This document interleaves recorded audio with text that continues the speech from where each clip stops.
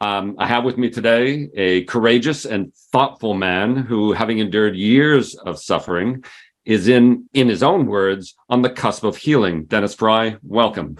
Thank you very much. It's a pleasure to be here with you today, sir. It's a pleasure having you here. I know we've spoken on the phone before our interview today, and I'd like for you to start off by telling me a little bit about your story, sort of at a high level, what you've been in and where you are today, and then we'll go through the process of sort of breaking that apart to allow people to understand how you've gotten to where you are.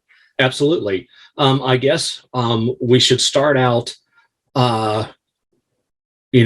I'm 54, approximately at the age of 7, I suffered, or I should say, I was brought into a gentleman's manipulation and was exposed to sexual abuse for probably about a year. It was all meant from his perspective, the grooming perspective, to be a thing of love. He always was very, very preachy, very, very Bible oriented, but at the same time, as a young child, you know what's right and what's wrong. And, I was able to, or not able to, I basically, at that point, I was split in half. I disassociated from my feelings, from the trauma.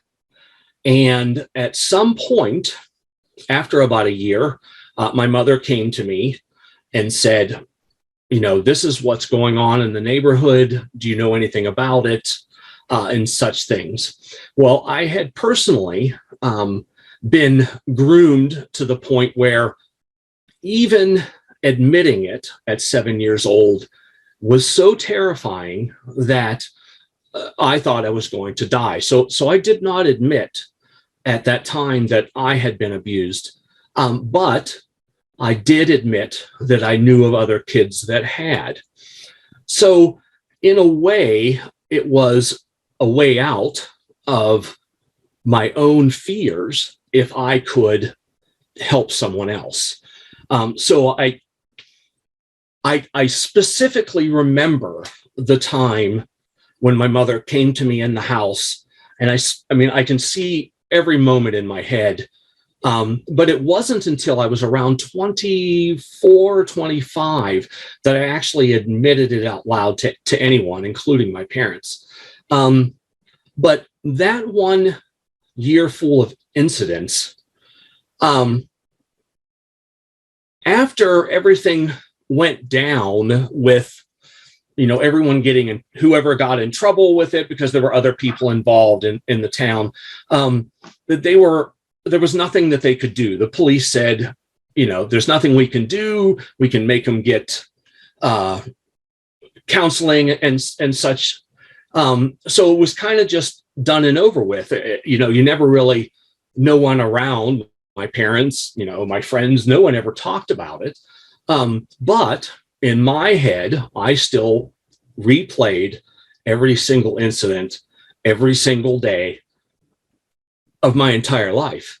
It also instilled the fear of, if someone was mad or someone was upset, then that meant I was a bad person.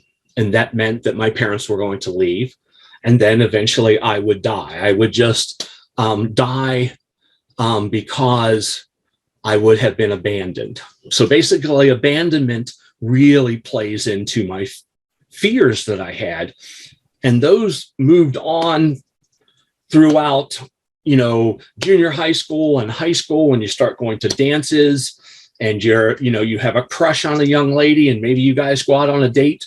Well, for me, having a crush on someone was wonderful. It was wonderful to be able to love someone else, because the emotions of loving my parents and my siblings and my relatives was gone. It was shut off.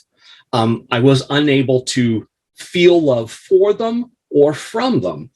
And that was a protection. I protected myself from feeling too much, because at any moment, for me, I was going to die. Someone was going to get angry and I was going to die.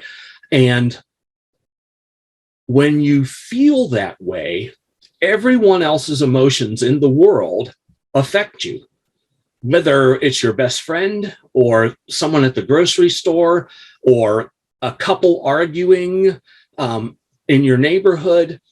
Those things are so terrifying that you just shut down. I mean, I had to, sit in the window as an adult and just stare out the window to make sure nothing was going to happen. I was so terrified of things like my family being hurt that when it would rain, I would hide and just cry and cry and cry, because I was so afraid that the world was going to come crashing down around me. When it came to relationships, again, total fear. If that person I was dating or whatever decided they wanted to go out with their friends, oh my goodness, how come you don't love me? Why are you leaving me? You're never going to come back. I'm so afraid. And that obsessiveness with protection of people that I loved literally was paralyzing. And again, that continued on until September of 2021. So diagnoses that you've had throughout the course of your life since you were 7. I know we spoke about you have not attention deficit. What was the bipolar, obsessive compulsive, generalized anxiety, right? Complex PTSD. Okay. Major depressive disorder. All that kind of stuff. And go ahead. No, I was going to ask. So all of these conditions, I know a number of individuals will feel that these are they're part of themselves. They feel that they were born with these conditions. In your case, would you say that they stem from the beginning incidences when you were 7 years old? Do you believe that before that you had nothing, there was nothing there, and then afterwards it evolved? It was exacerbated by the fact that you got no closure. These people just simply disappeared and nothing happened. You saw nothing. There were no consequences to the negativity of them. And so you were basically left, as you said, you're abandoned from a sense of closure, a sense of denouement, an ending to this. And that exacerbated the conditions and made them add on to one another. And in your case, simply compounded over a period of time because nobody was helping you. You sort of were on your own and you didn't realize there was methodology to get you to a better place. Although I know we spoke, you said something happened in, I think it was 2008. No, in 2000 was when I was actually diagnosed with being bipolar, OCD, all those sorts of things. Before that, I had always thought that was just me. That's just who I was. Right. I was the person that was very sensitive. I was the person that was very loving and very outwardly smiling. They say, take care of your friends. They're always smiling because you never know what's going on the inside. I was that person. I was friends with everyone I went to high school with, at least acquaintances. I knew them all. I liked them all. Same thing with college. But inside, I spent so much time terrified that it kind of came to a head in around the year 2000. And in 2000 is when, for me, everything started to, I don't want to say fall in place, but that was kind of the beginning of the understanding of who I was. I was going through a divorce. Obviously for me, or maybe not obviously, it was so horrible. Again, we're going to use the word abandonment. Mm-hmm. It was so abandoning that I literally put myself in the hospital. I could not understand what in the world was going on. I could not understand why the person that I clung to from the time I was 19 until the time I was in my 30s was all of a sudden gone. So it was almost a second traumatic event. But that traumatic event allowed me to start to get the help that I needed. At that time is when they started on medications, and I was hospitalized in the psychiatric hospital for a couple of weeks, and then I had about 3 or 4 months of impartial day program where you go during the day, but you get to come home because you're stable enough, and things like that. So that was the beginning. Then about 2003, I started to get a little worse. So I went back in the hospital. Again, it was starting to, we needed to change medicines. We needed to do this. I was doing cognitive behavior therapy. They were very big on that. From 2003 till about 2018, so almost 15 years, I was in the hospital at least 5 times, maybe 6. I had spent at least a year and a half plus in the day program, the outpatient day program. I would come home and it would be a little bit better, but then nothing really was working. I would get worse after, and this is recently, within the last year. I mean, I've apologized to my children. My children range in age from like 33 down to 13. That I didn't know what I was doing during those time periods. There's things that they tell me, that my wife tells me, my family tells me, that I have no recollection of. Very, very depressed, very, very anxious. But that was here at home. That wasn't on the outside. Work was very prosperous. I did very well at work. I became certified in my job, which only a few thousand people in the country are certified in. So I had the capacity to function, but when I got home, it was shutdown time. I couldn't do anything.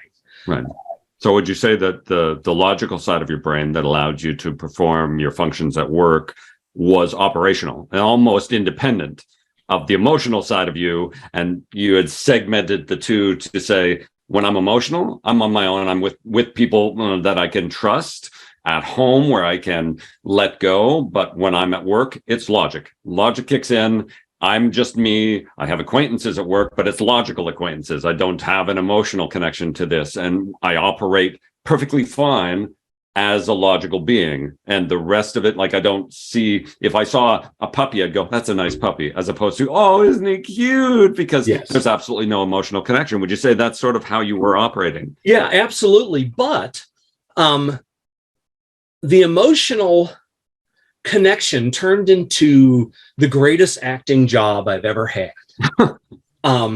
I've done theater for about the last 13 years or so here in Illinois. I love doing theater. I love, acting and all that kind of stuff. But I feel I had prepared for that my entire life, because I could be loving to my patients, to my coworkers, to anyone that I met on the street, but was so disassociated from those other feelings that they only came out subconsciously. They came out in anxiety, in worry. If it was going to have a severe storm on Wednesday, on Monday, I would start watching the television almost 24/7 for at least the period of time until the warning was over or the watch was over, because I obsessively would turn the channels, ABC, NBC, CBS, Weather Channel, local news, everybody continuously, unless I fell asleep for a little while, but I would do it all night, all day. just to make sure nothing was going to happen. And I would say probably around 2015, I could do it no more. My job was suffering. My patients that I worked with were suffering. I was suffering.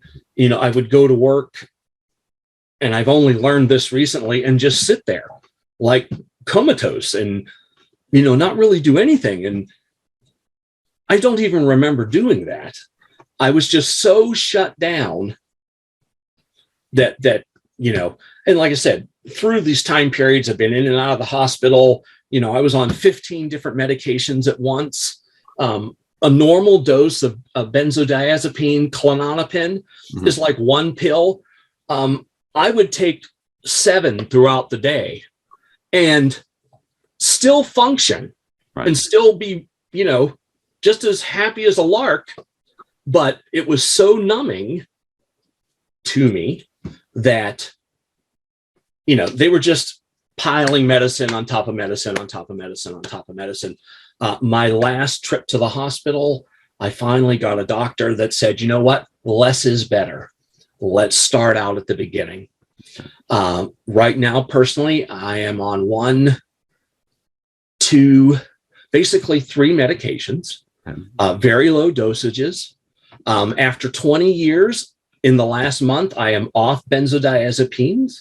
I went down very, very slowly with the doctor's orders, and, we staggered it down because I did not want to have any reaction, because 20 years of taking those pills can be a tremendous shock to your system if you just stop taking them. Right. So to me, doing things the correct way has always been very important. I don't drink. I don't go out and, do drugs and, all those sorts of things. I have coped a lot in my life with with like sugar and food and, and all those sorts of things. I did smoke for 20 years and quit in a week, because my wife said she wanted me to quit before we got married, and I quit 2 months before we got married, and I haven't smoked since. And that was, 15, 16 years ago. But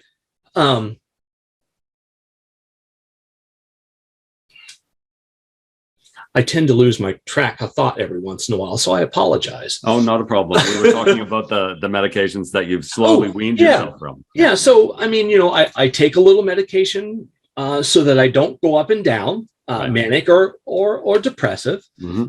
I've only had hypomanic episodes. I've never been in a full-blown manic, so I kind of have bipolar 2. My obsessive compulsive medicine has worked perfect. It gave me some tics and stuff like that. So we adjusted the dose. All that stuff is gone.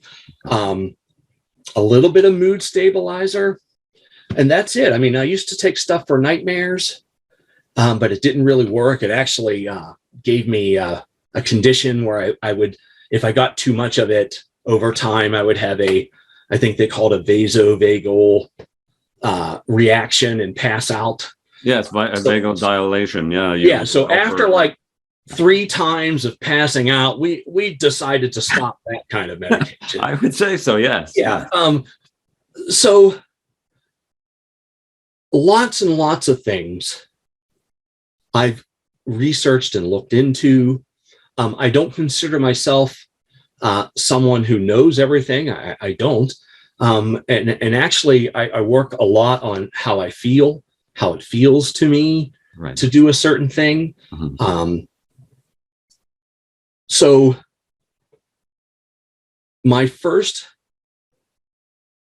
inkling that I was going to be okay happened in 2021. And that is when after I started doing meditation, I would, meditate for 10 minutes, 5 minutes, try and, blank my mind out. I tried everything, sleep meditations. I tried guided meditations with certain frequencies, guided meditations with certain binary beats. I have always been, going back when I was younger, I was Catholic. I was an altar boy.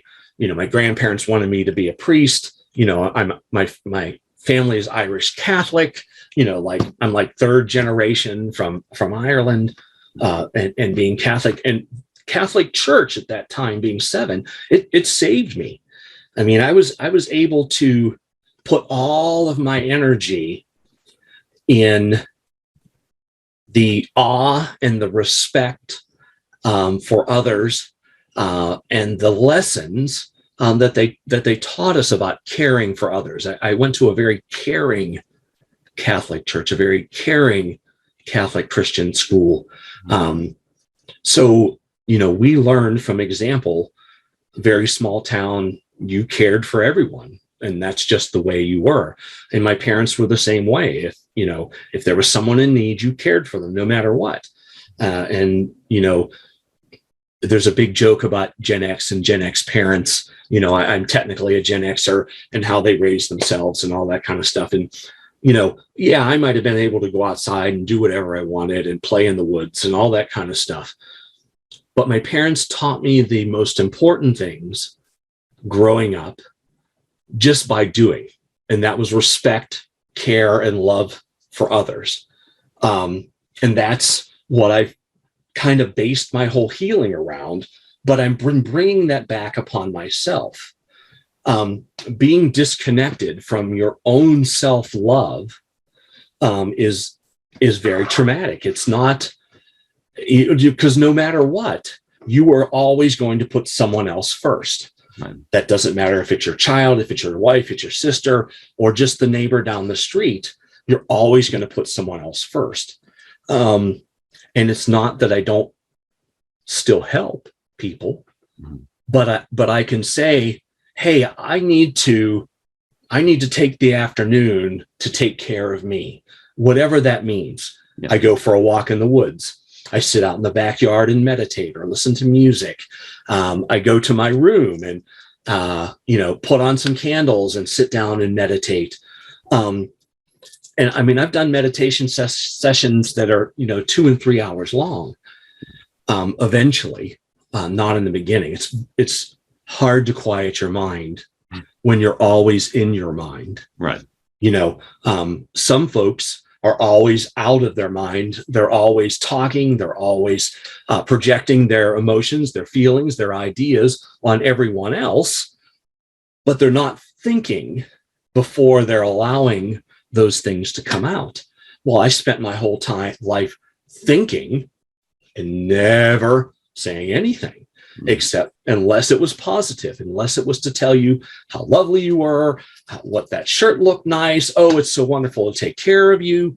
I don't like to be, when you're starting to learn, they talk about ego and stuff like that. And you're always afraid, oh, is this my ego? Oh, is this my ego? Well, I have learned that loving myself is not my ego. Accepting that others love me is not my ego. So it's not your ego if someone comes to you and says, you know what, you're a really great person, or you know what, you really look nice today. It's okay to feel love from others. Yeah. And growing up, I never did that. I was afraid all the time. Yeah.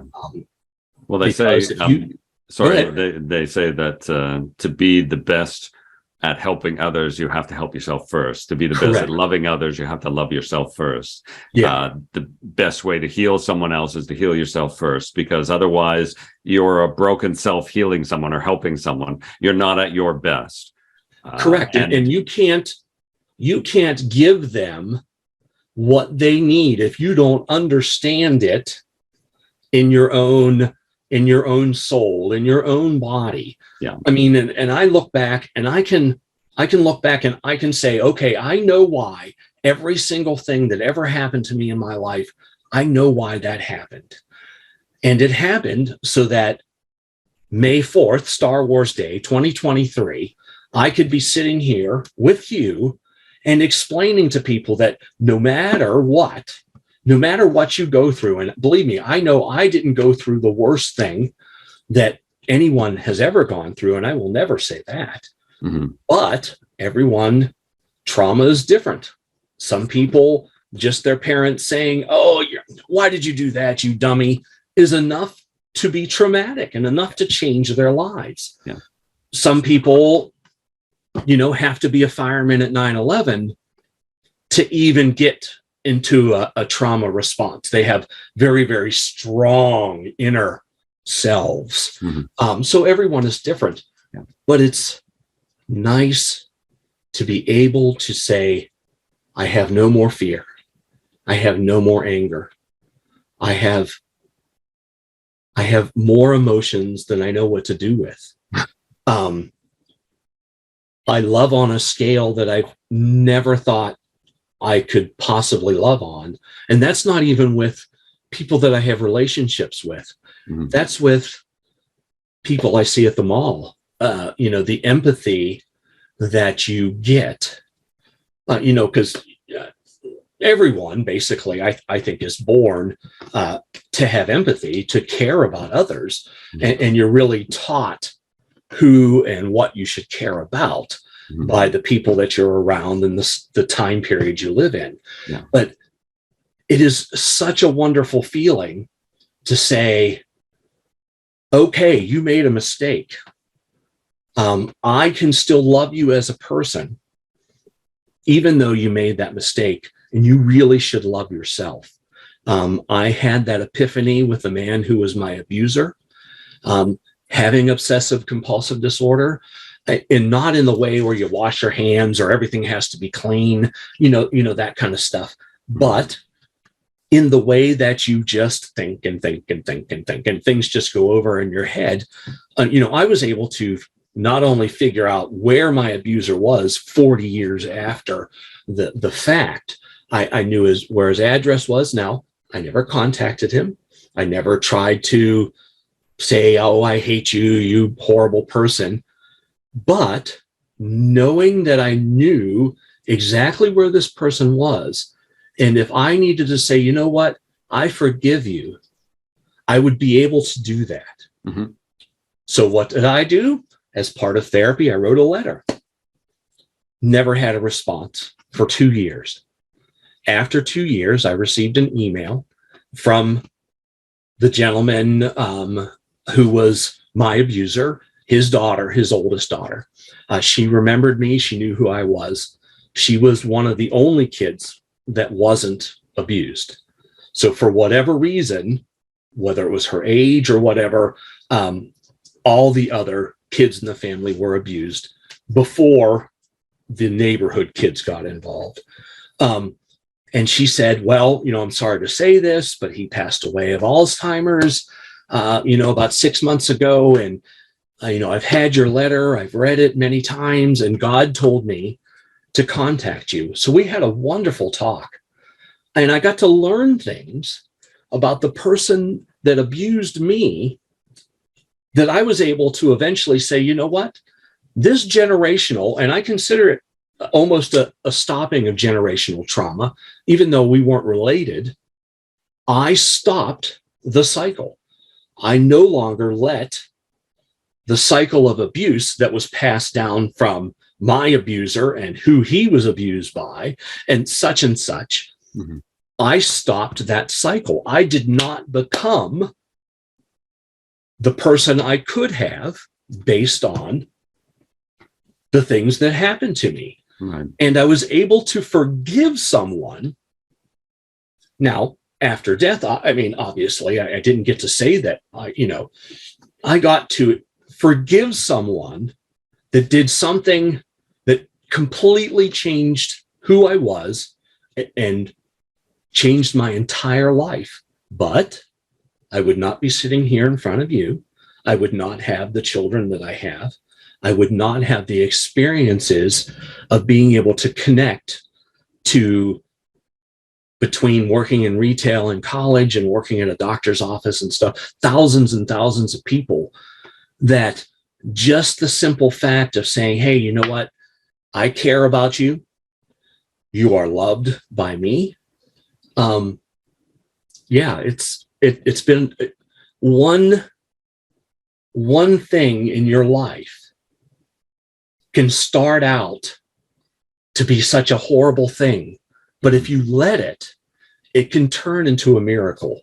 And it is a miracle, I think, that after 40 some years, I was able to let go of the fear. I was able to, I no longer have any of those fears. I no longer see all the visuals in my head that I saw my entire life. Right. They're all gone. Can I reproduce them in my brain and tell you about them? Well, yeah, sure. I've told 1,000 psychiatrists and psychologists what happened to me. Anymore, it's like, watching Game of Thrones or something. It just is. Right. There's no real attachment to it. It just is. So I have a couple of questions associated with this. Absolutely. One of them being at the beginning. So you said that you did not continue the cycle of, as you said, the cycle of abuse. And yet in my heart, I feel it sort of did continue, but it only continued to you. Correct. You didn't externalize it. You internalized it for 20, 30 years post-event. And because of that, the second question is, have you forgiven yourself? Yes, I have. But I have a few more things to still work through. I mean, at this present day, I have a psychiatrist that I see for my medications. I have a psychologist that I see for talking to, working through things, all that kind of stuff. Right. I have, and just in the last couple of years, I've done energy healing with people who do sound healing, that live out in Oregon and Washington. And, you've done it online because, COVID happened and everything was done online. Right. I've done energy healing now here in my town, where we work on clearing the negativity that gets stuck in your body. Right. And that clearing that negativity will put me on a very important step that I want to be on. And that is, I want to be able to love myself enough that I take care of my physical body. Mm-hmm. I love myself enough as a person on the inside. I consider myself to be a 54-year-old, 7-year-old. So when I was 7, I became an adult, right, with adult worries and adult themes. But there is a part of me that still loves like a 7-year-old child. And most 7-year-old children who have not had suffered any trauma and all that kind of stuff really are unconditional lovers. They will hug you, or they will hug their friend, and there's nothing that is any filters they have to go through to feel that emotion. They just are. You are born, in my estimation, as pure love.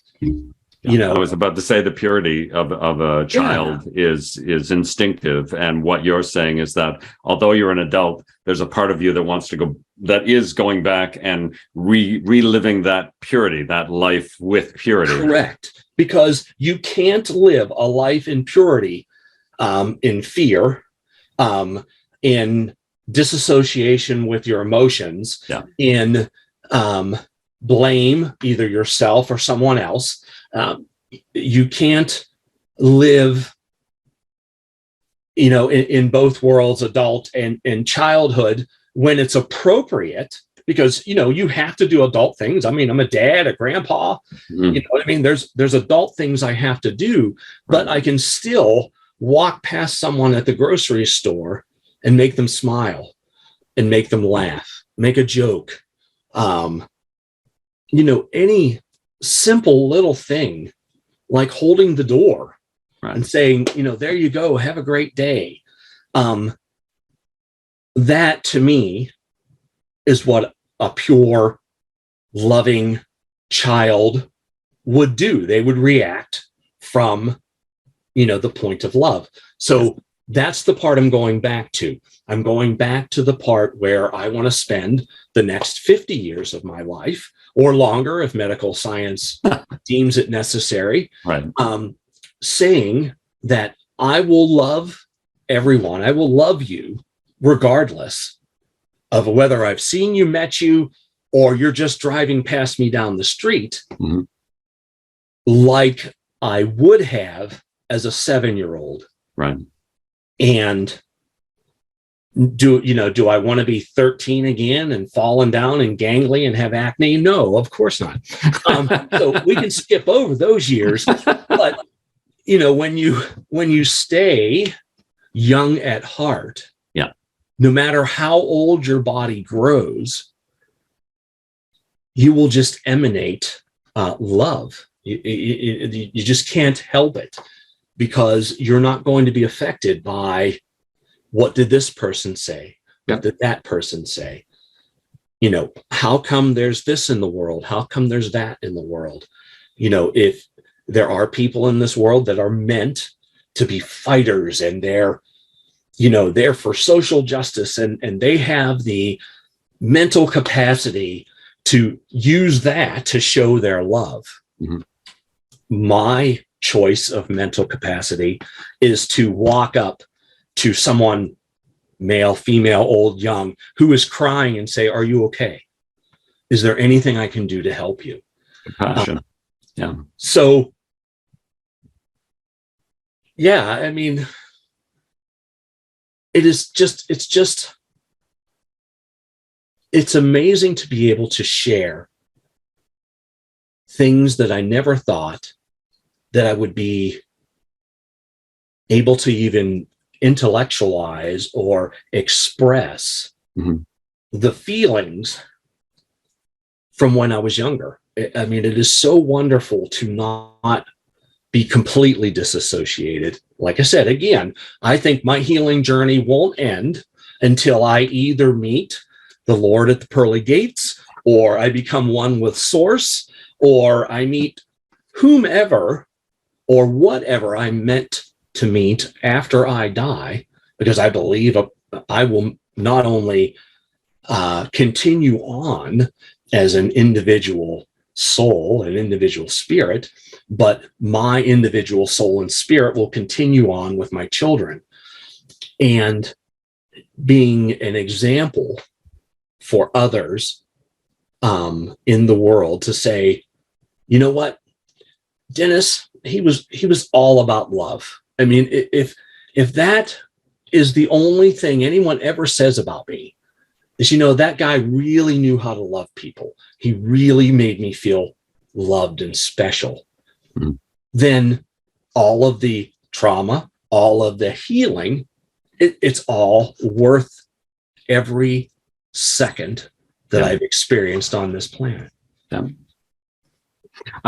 A question now. I know you spoke briefly about how your religion helped you through the trauma.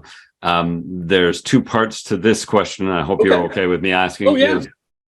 Given what you've been through, and I know that it's probably been the backbone of what you've gone through in the sense that it supported and moved you forward, you still have a relationship with your church, correct? Correct.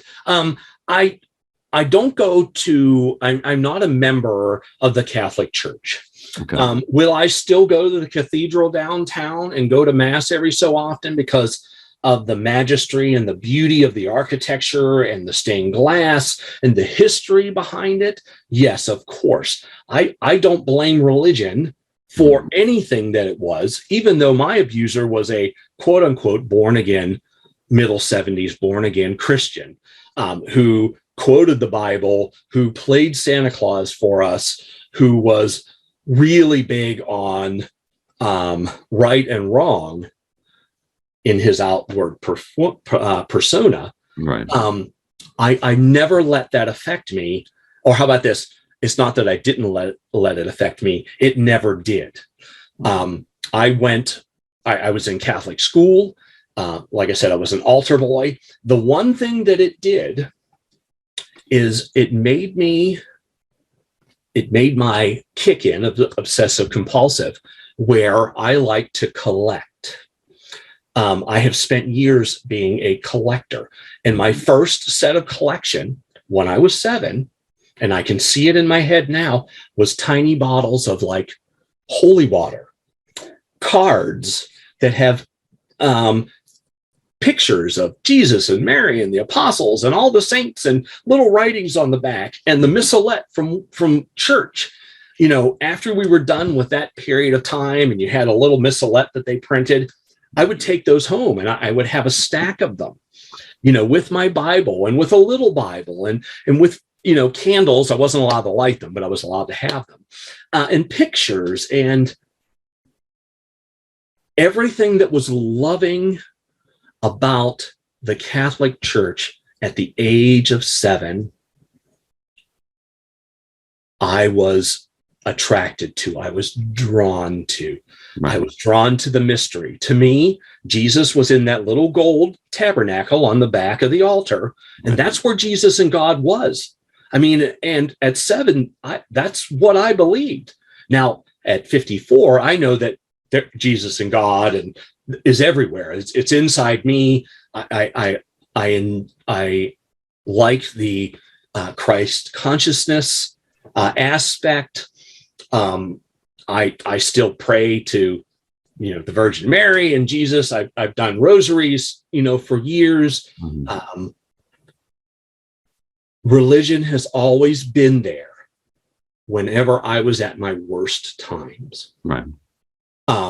Whether that was, again, at 7, 15, 21, you know, even back when I was first hospitalized and everything, you know, I would go to the novenas at the church, because at the church, or at the hospital, which was a Catholic hospital run by the nuns and stuff like that, they would have that. I mean, and I would go, and I was so devout about my prayer that it didn't really matter that I was in a Catholic setting. I could have been in a Presbyterian setting or a Methodist setting or a Lutheran setting. It didn't matter. It was the connection of the words. It was the connection of the sounds, like the music or singing and things like that. It was the connection to all the things that we are naturally drawn to. Right. I wasn't connected to the words that people were saying to me. I didn't feel anything from the priest or the preacher or the pastor standing up there and giving their eulogy, or, you know, whatever it's called, giving their talk. Those types of things I didn't connect with. Right. Because I've always felt I've had the ability to know without knowing. And what I mean by that is I've always been able to understand the principle of love and treating others like you want to be treated, that I didn't need to listen to 15 stories telling me about that and explaining it to me. I just have always known that. And I think that's been something that's been very helpful. So, I mean, even to this day, I go to a United Methodist church with my wife and daughter. We were married in the Methodist church. The Methodist church that we belong to now has just recently, within the last couple of weeks, became one of the Methodist affiliated churches that believe in inclusion for all. So they are not broken away from the Methodist church, but they have adopted you can be anyone you want and still come to our church, and we will still love you, and Jesus will still love you. And, you know, all those sorts of things. We will be here for you no matter what, you know, black, white, yellow, gay, straight, it doesn't matter. Right. So that distinction has just really been an evolution for me, because it's what I've always believed. So when you say growing up, well, I'm Catholic. Well, how can you be Catholic when they believe all these things? And I'm like, well, believing in something and knowing that something is right are two different things. Because you can be taught to believe something. We see it in the media every single day.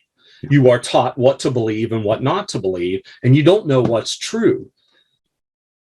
I have always approached unknowingly religion as in, I know that just because someone wrote down 1,000 years ago, 2,000 years ago, their fifth interpretation of what Jesus said, and then put order to it, doesn't necessarily make it word for word true. Now, there are metaphors, there's parables and all that kind of stuff. Was Peter the Pope, the first Pope, a very important thing? Absolutely. But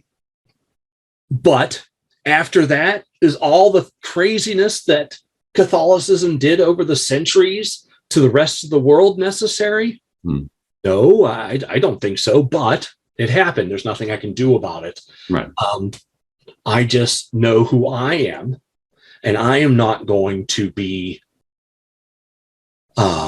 influenced by others who do not have pure intentions. If you do not have pure intentions, then I'm sorry, you're wrong, because it's not, I'm not put here, and I don't believe anyone else is put here to hate anyone. I can't. I refuse, and always have, to hate anyone. And, I mean, and that goes all the way back to the person that changed my life. Right. Every other person since then. I actually feel bad for people when they get in trouble, for when they do something wrong, Right. For when, you know, they're suffering, they don't understand why they're suffering, and society misinterprets that suffering as negativity, or that they need to be put away, put in jail, shot, killed. I mean, you know what I mean? Yep. There's no room for negativity in my life, and that's something I will always preach to everyone. There's no room. So a question that comes from, I know I'm going back to. You can go back to wherever you want to go. Okay. Would you say that, I know we talked about the fact that you were afraid in the beginning when you were 7 and post 7 years old, that you had a fear of losing abandonment, of losing love, and the church and God, not in the institution, not in the building, but the concept, the idea that God is universal and his love is universal and his love is infinite and always. It doesn't matter where you are, what you're doing, it's always there. Could that possibly be one of the reasons why it's been strong in your life? Because it's that one bit of love that never left, and you never had a fear that it was going to leave, because yes, it was ingrained in you that it doesn't. It's there. It's always there, no matter what you do. correct. And so that possibly was that one tiny thread that you could hang on to that kept you from completely losing everything in your head to some dark place, because I do have one tiny bit of love that I can hang on to. And then that becomes your guiding light to the concept that you want to now be that love. You want to be that universal all the time. I don't care what you've done or where you are or what's going on in your life. Love is the answer. Compassion is the answer, because without those things, you know, where are you? And you absolutely 100%. And that, it is such a strong statement to be able to hold on to that love, and not let that love discriminate. That love wasn't my love. That love was everyone's love. That love was the child who is crying in their room because, you know, somebody hit them, or that love is the person who makes the mistake of harming someone else, and not because they aren't loved themselves, but because they're lost without that love. You know, I was never lost without that love. That love of the all, God. Everyone had it. The American Indian traditions had it. The Australian Aborigines had it. The Egyptians had it. The Jewish people had it. You know what I mean? It is so universal to everything that we do in this world that if we could just get past others' interpretations and others' pressure on what to think and how to think, and really hold on to that love, no matter what, the world would be a much better place. But if I am here to say, you know what, John, you know what, Sally, you know what, Rich, if I can show you unconditional, uncompromised love, no matter what, you can do the same for yourself. If one person can do it, everyone can. And I'm not saying that it's not hard. It's incredibly hard. Like right now for me, having that kind of instinct to, if I'm getting a little upset or, whatever, it's not that I don't feel anger. I feel anger about lots of things. Am I capable of being so mean and angry and hateful towards things in this world? Absolutely. But I know that I will never allow myself to cross that line. And I'm actually also getting to the point where I don't feel those angry feelings anymore, because I'm able to understand why they're there, what they were used for, but they were all kind of subconscious. It was just me. Like I said, until, just recently, it was always just me. I didn't know that everyone didn't want to destroy the world because people won't stop at stop signs, right, or throw trash out of their cars, right, or being verbally or physically abusive to their child. Injustice creates a great amount of, different feelings, but it's how you interpret them. It's how you use them. So if you can use them for positive and to say, yes, I'm very, very angry. Yes, this has to change. What is my role in the change? And I feel my role in the change has been my ability to hold on to that love, as you said, no matter what. Yeah. No matter what trauma I have gone through, mentally or physically, in my 54 years, that will never go away. Right. So hopefully that answers what you were getting at, because I do have a tendency to ramble. I could do, it's funny, I feel like I could do like an 8-hour stage program and just sit there and talk constantly. But that comes from never being able to talk before. Mm-hmm. No, actually, I wouldn't say it's an 8-hour stage. I could see a 2-hour stage performance. In, as you said, my wonder skill is to immediately go off on a tangent at 150 million miles an hour and develop things ideation wise.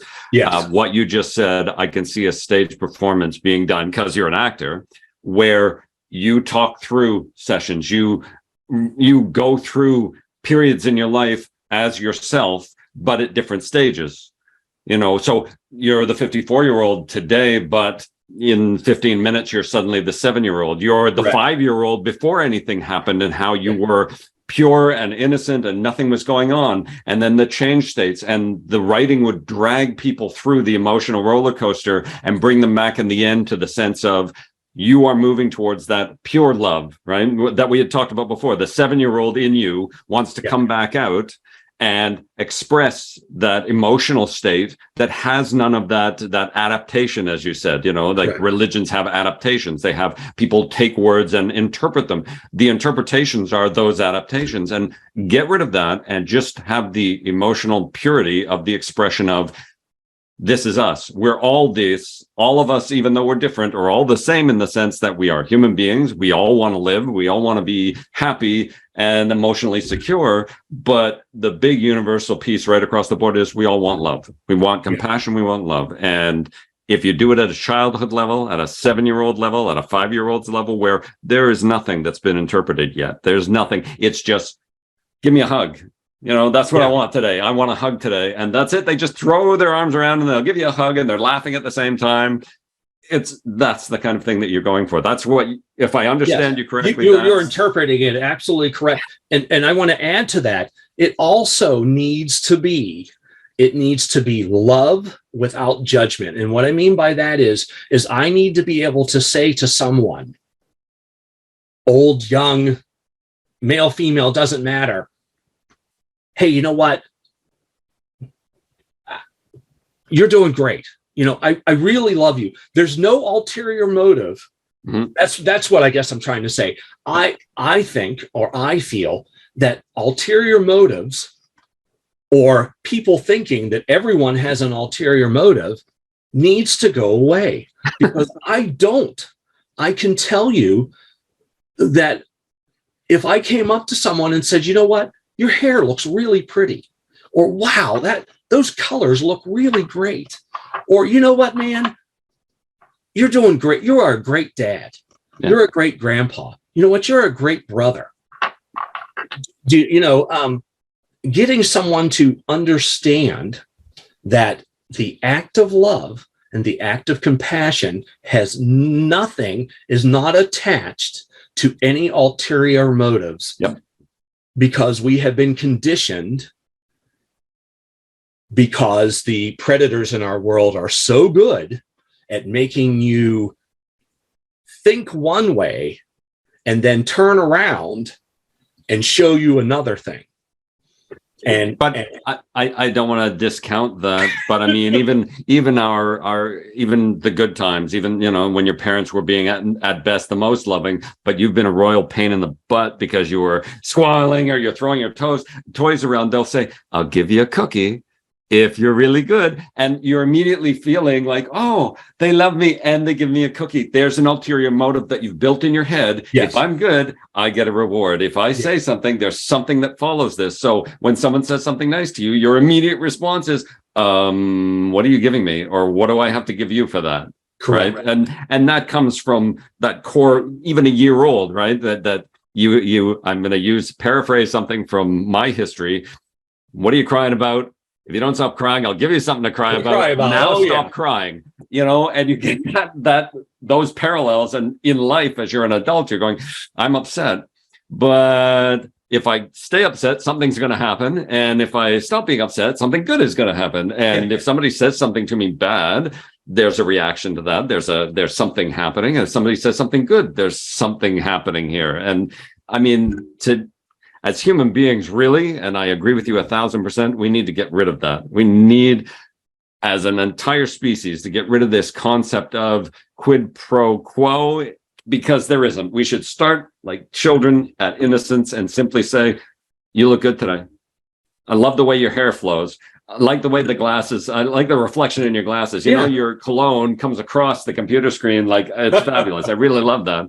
Without it coming across in your head going, where's he going with this? Oh, yeah. Or expecting something negative to come afterwards. Yep. Exactly. I mean, and you don't have to tell everybody all the time that they're doing something right. If they're doing something wrong, they need to be told without judgment. Mm-hmm. They need to be told in a loving way, you know what you're doing really isn't the right thing to do, and this is why. Yeah.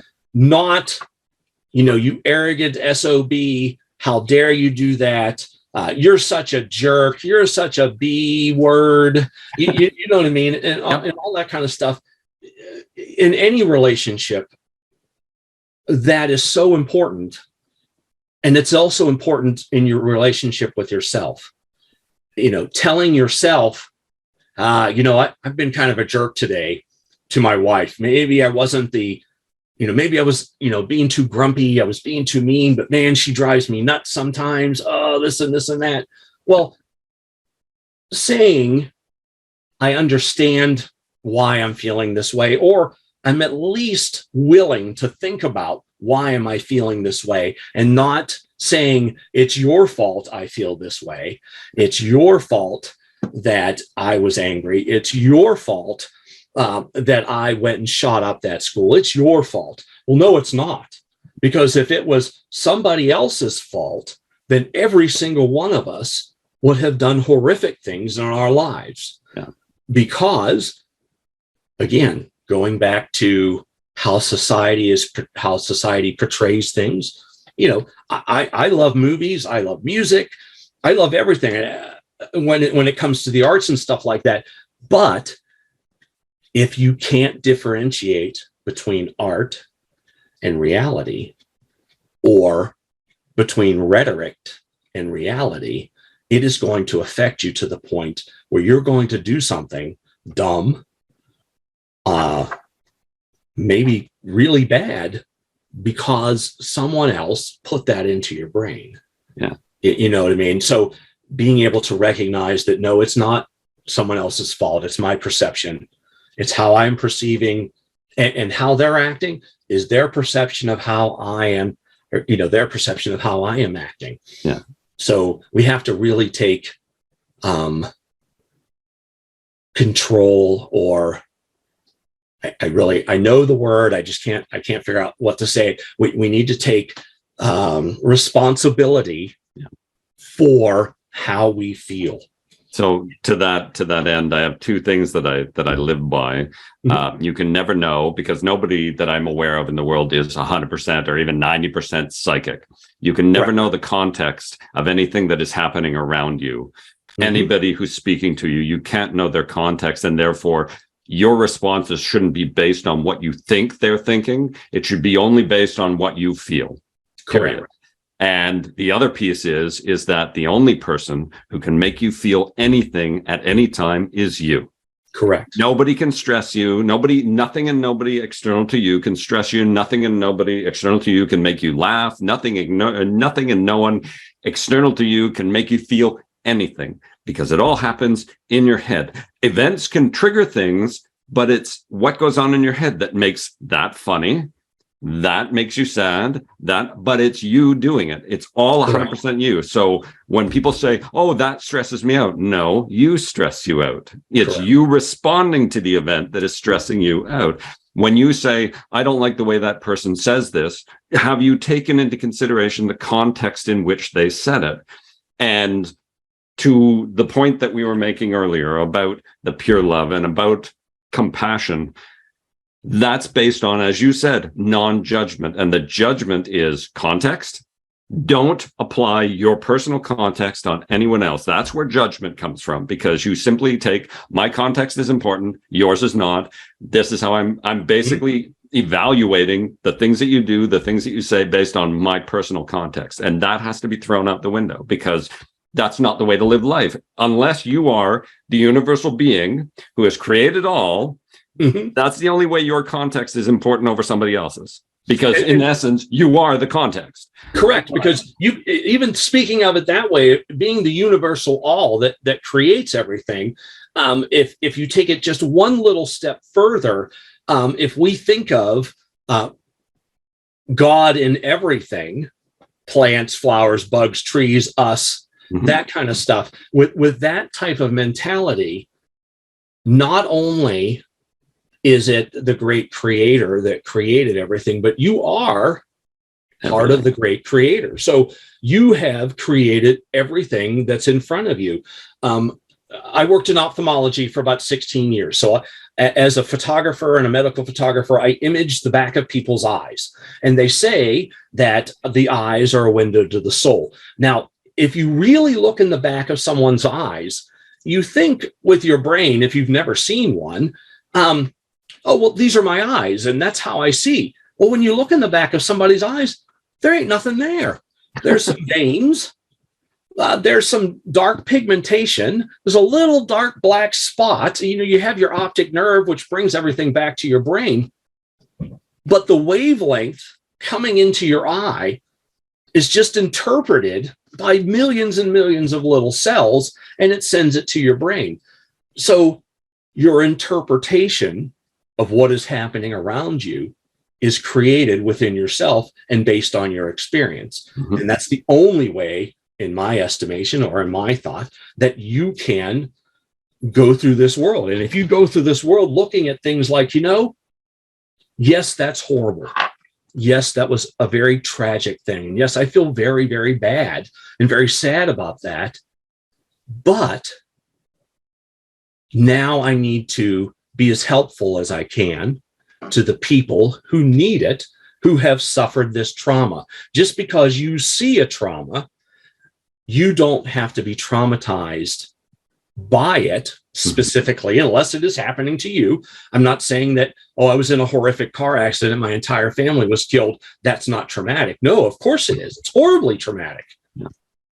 But for someone from the outside to be able to come in and say, yes, this is horribly traumatic, and yes, it will take time to process and to get through. But I promise you that if you love yourself and you interpret what you're going through and heal yourself, the trauma doesn't go away. You never will forget, but you will forgive that emotion for lack of a better term, taking control of you, because that emotion at that time takes control, and it will control everything you do. If you're an angry person on the inside and you're that kind of stuff, and you're suspicious and those sorts of things, and you see someone in the grocery store that you interpret they're bad, you're going to treat them badly. You know, people who abusive husbands, they're not abusing their wife because of her. They're abusing their wife because of themselves. Yeah. And when you can understand that when someone does something to you, yes, it is traumatic. Yes, is it sad? But yes, I can do something about it. I can move past it, and I can make my life better and learn how to treat others based on how I was treated. I guess that makes sense. I hope.